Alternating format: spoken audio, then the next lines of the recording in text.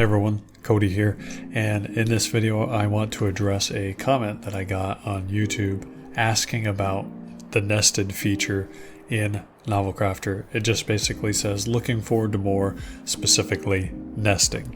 So what is nesting in NovelCrafter? I'm going to go over that and then I'll kind of talk about my experience with nesting. So basically what nesting is it's a feature that has to do with the codex entries of NovelCrafter. And so essentially what you would do is you would kind of create a codex entry for an umbrella thing, or like kind of a group or kind of an overall thing. So for example, if I was writing a Western and there was, like, let's say a gang of 5 members, you could first create the codex entries for each member of the gang, each character within the gang.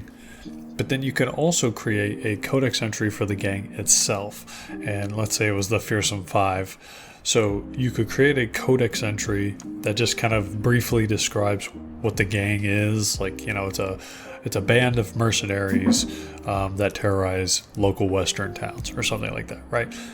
But you would create that, and then from there, you would then reference those other codex entries so that anytime Fearsome 5, if that was the codex entry, was referenced in your AI writing, it would pull the information not only of that codex entry, the kind of the parent one, but also anything that was referenced within that was nested.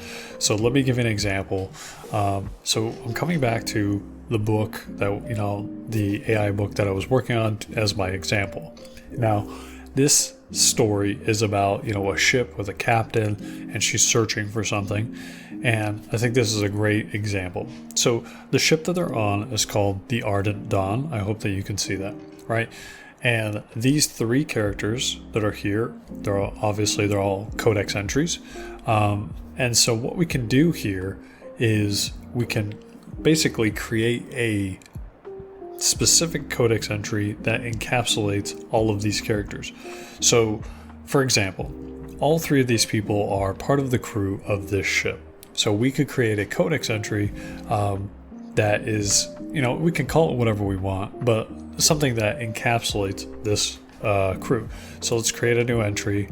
It really doesn't matter kind of which one you pick. I think this is more for organizational, like the organizational aspect of codex entries, as opposed to actual significance for what you classify it as. So for us, I think we could just do character, right? Because it is people. And we're just going to call this the Ardent Crew.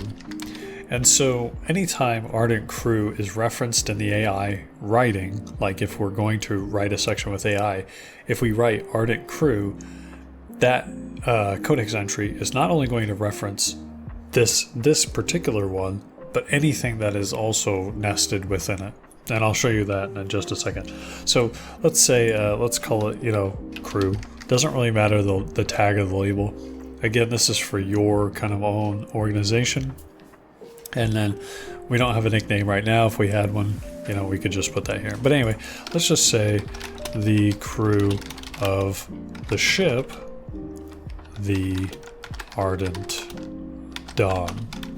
Okay, that's really all we have to put. We don't even have to put all of the people in it. You could if you really wanted to, if there was extra information, but we don't need to do that for now. So then we would go to references, and this is where the nesting actually takes place. So add references to other entries. So when you mention this entry, the AI gets the whole group as context. So essentially, if you were writing a section, let's say about the Ardent Crew, you could, just write Ardent Crew, and then it would reference all of them. It would pull all that information for all of the people connected. So here we would add entry, and we would do Captain Alara, Ensign Mara, and ℊ𝕃𝔼𝕃𝔼𝕃. And you can always invert this too. So if this was the parent and the ardent crew was actually one of the, the children of it, you could actually invert that, but we don't want to do that. We want all of these to be nested within the ardent crew codex entry. So now these are all nested. So now if we go to write something, so let's go ahead and go here, and if we write ardent crew, you can see that now it has that entry, and then it shows you also the nested entries. So essentially, if I put like the ship was shot at and it rocked the ship, throwing the ardent crew askew within it.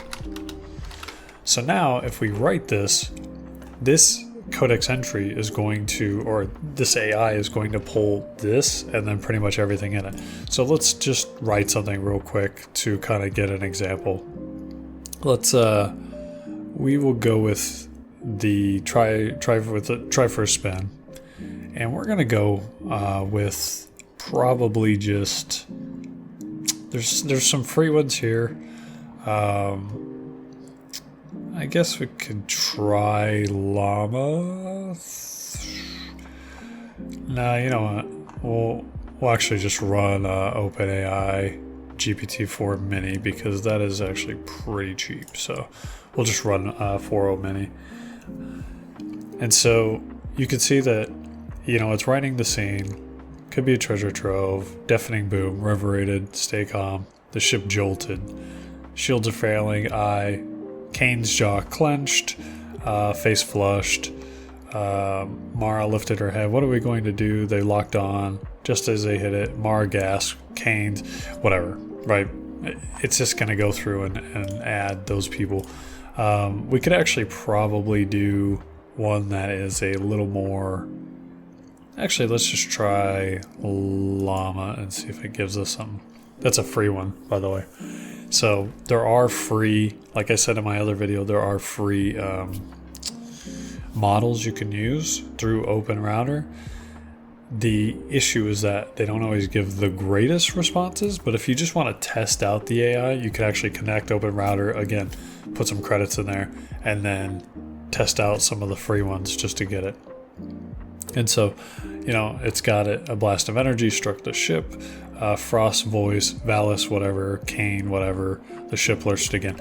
So it already knows that because we put in the Arctic crew, it referenced all three of them and kind of their, what happened, right? Their aftermath. And so essentially that's what the nesting does. It's like a faster way for the AI to, one, understand that a group of things are all together, and two, it's a faster way for it to pull a lot of information at once. Now, do I use it? Not a lot, and I'm going to tell you why. Because everything that you add to the nested entry, it is going to try to pull anytime it pulls that entry. It's going to pull that information every time. And sometimes when you're writing sections, it has to take in all that information every time you submit a request for prose. And so sometimes it can, one, overwhelm the AI, and this actually happens if you write like bigger sections like I tend to do.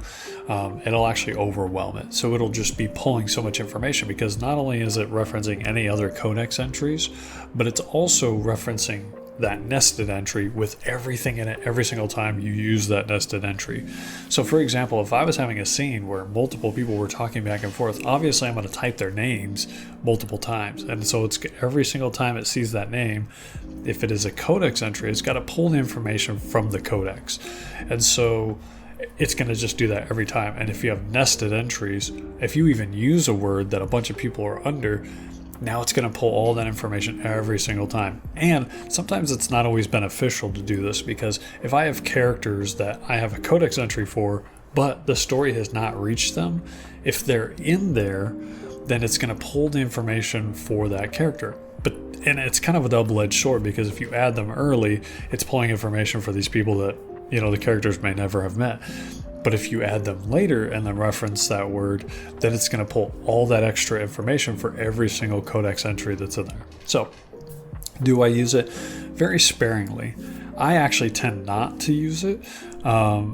Or what I'll do is I will actually just make a codex entry, and then in that codex entry, so like say we were in the Arctic crew codex entry, I would actually just write the crew of the ship, the Ardent Dawn, includes the members Captain ℙ𝕃𝔼𝔸𝕊𝔼, Ensign ℙ𝕃𝔼𝔸𝕊𝔼, and Lieutenant Darian Frost.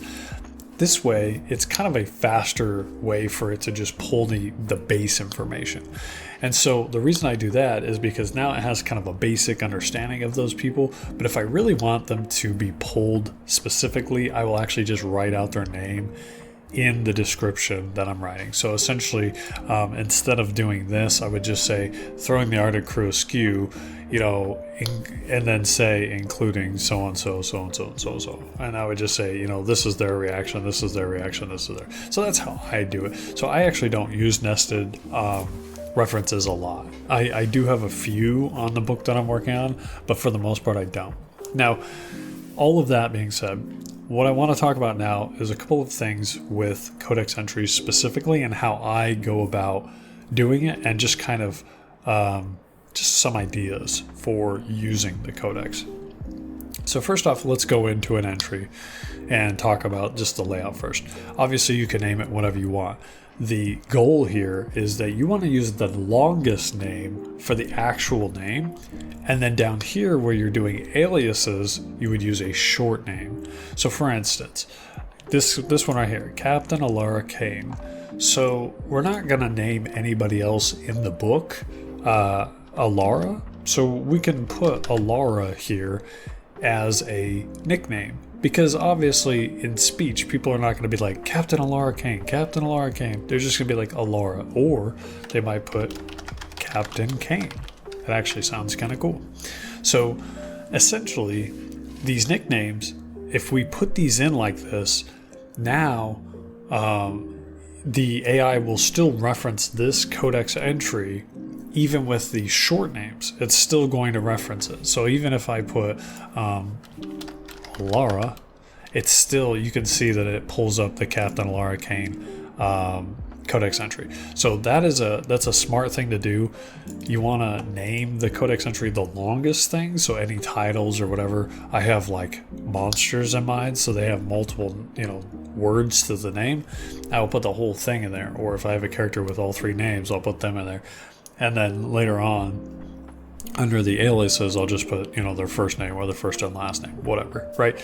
So that's one thing. The tags and labels, again, this is really for your own organization. So it really doesn't matter a whole lot. It just kind of groups them.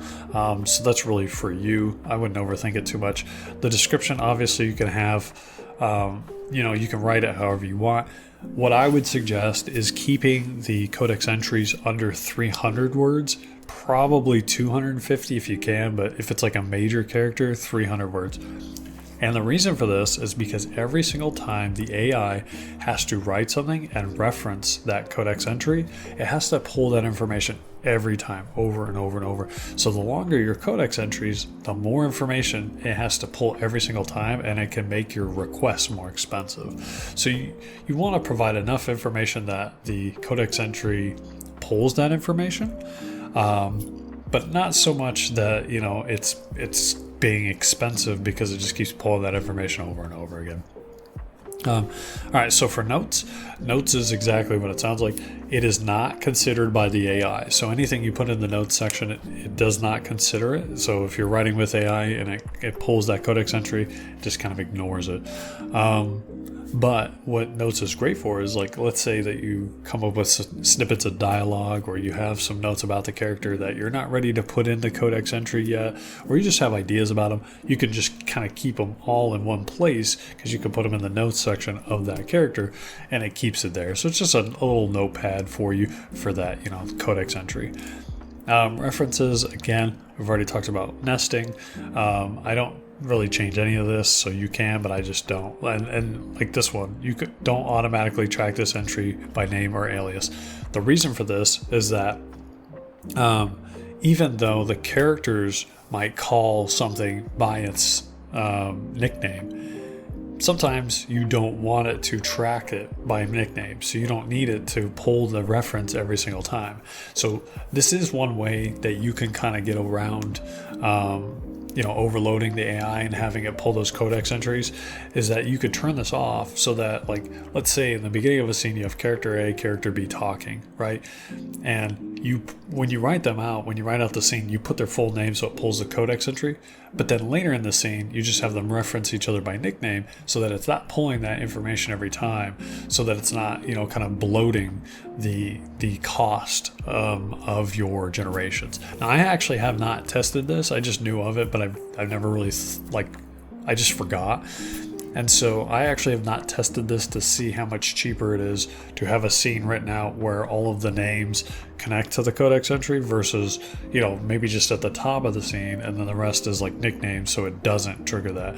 I actually have not tried that, so I don't know what the cost difference on that is, but I would assume you would probably save money. And then external references, if you have the information to this character or something, you can just actually put a link here and it can actually pull that information too. And then appearances just shows you where they're at. So that's pretty much it for the overview for the codex. But I do want to give you kind of one more thing, I guess, that I do. So let's say that the characters were coming to a castle, and in the codex entry, you would probably come up with a codex for that specific castle. Like, heck, we even have, the ship, the Ardent Dawn, right? You can see that this is very short. The Ardent Dawn, mid-size exploration vessel, blah, blah, blah, blah. But what it doesn't say is the different, maybe the different sections on the ship. It doesn't talk about the hull or, the brigs, or, it doesn't talk about the living quarters, or, where they're going to eat, the mess hall, or whatever you want to call it, right? The cryo chamber. It doesn't have any of this in here. And you could do one of two things. One, you could put all of those rooms into one codex entry. The problem is that every time you reference that codex entry, it's going to pull all that information every single time. And maybe you don't need it to. You just need it to know that the Ardent Dawn is a mid-size exploration vessel. You could just have all of that in there. Just if you just want to keep your codex entries down, you could just put all that information of the different, the rooms or the specs or whatever. You could put that all in there. Now, what I tend to do is I create a codex entry. I don't care how many codex entries I have. I think I have like maybe 300 or between 200 and 300 codex entries on the book that I'm working on. I create a codex entry for every single room or unique location if it matters. If they're only going to be there for like one scene, I probably won't do a codex entry. I'll just kind of write it. But the reason I do this is because one, every time I go back, I don't want to keep having to look in the same one. Yes, it would be simpler to have it in one place. However, if I'm writing a scene and all the characters in that room, then I may as well just have a codex entry just for that room so that the room is referenced and then it pulls all the information for the room, and then I can just take out the names or whatever later on, right? I can always trim it down. But having a dedicated codex entry to a room inside a castle, now when it pulls that information, it's only pulling the information for that room. It's not pulling all the other ones. Now, that's what I do. And if you really wanted to get fancy, you could put all the different locations of wherever they're at under the umbrella of the main one. So just as we have the Ardent Dawn for the ship, we could always do Ardent Dawn, living quarters, Ardent Dawn, cryo chamber, Ardent Dawn, hull, and then make the Ardent Dawn kind of the parent one, and then nest all those other ones. I probably wouldn't do that, but that's theoretically how you would go about doing that. So again, I don't do nested entries a lot because I don't want it to pull that information every single time I reference that thing.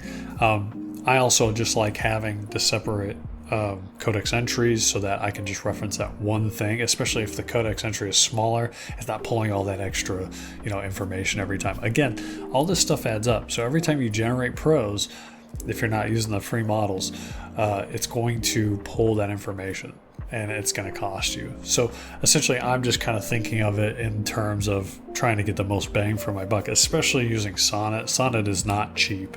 I use Sonnet most of the time. I do use a few others. I've tried GPT-4o. I think I talked about that. It is good. It's okay. Like it's good at the writing, but it just kind of strays. I've used Wizard. Wizard's okay. It's really descriptive. I like it for that, but again, it also kind of strays. The thing I like about the 3.5 Sonnet is that it's pretty good at writing what the scene is supposed to be about. So, but again, it also depends on how much information you give it. So if I just gave it this, like you saw how much it wrote based on one sentence. The problem with AI is that it can be okay, but it just tends to go in its own direction if you don't give it a lot of direction. And I think that, just kind of ending the video, I think that the biggest thing about AI is that you have to give it direction. Not so much direction that you kind of pigeonhole it, because it may not go anywhere if you give it too much direction. But at the same time, you can't give it so much license, because then it just kind of runs off and does its own thing, and then you just kind of waste your time with it. So I think having a good direction on what you're doing, writing out the scene, or at least having an outline of the scene beats, that really helps it. That kind of pushes it in the right way, and then you can kind of modify after that. So anyway, that's it for the video. I hope that this was helpful, and answered any questions. If you have questions about NovelCrafter, I'm not an expert, but I've been using it for like 5 months now, and like I said, I've written about 250,000 words on it, so I do have an idea. But that's pretty much it. I hope that this was helpful. If you have any questions for this, then or just AI writing, you could ask, and I will see you guys in the next one. Take care. God bless. Bye.